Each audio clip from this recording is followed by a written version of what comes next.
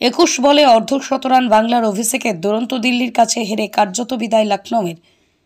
এদিনের ম্যাচে জয়ের পরও কার্যত বিদায় নিতে হলো দিল্লিকে। নকআউটে চলে গেল অন্য এক দল, Delhi Capitals 208-4, Abhishek Porel 58, Stubbs 57, Lucknow Super Giants 189, Pooran 61 আর 58, দিল্লি 19 রানে জয়ী।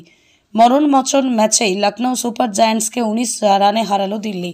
একই সঙ্গে আইপিএল প্লে অফের আশাও বাঁচিয়ে রাখল ঋষভ পন্থের দল।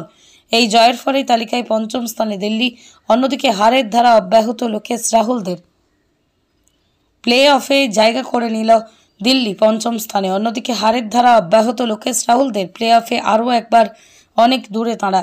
মাঠের উত্তাপ বদলে গিয়েছে হৃদ্যতায়। আগের ম্যাচে কেএল রাহুলকে মালিক সঞ্জীব গোয়েঙ্কা প্রকাশ্যে বকাবকি করেছিলেন। অবশেষে তাঁকে বাড়িতে ডেকে নৈশভোজ করিয়েছেন। আলিঙ্গন করে বিবাদ মিটিয়ে নিয়েছিল।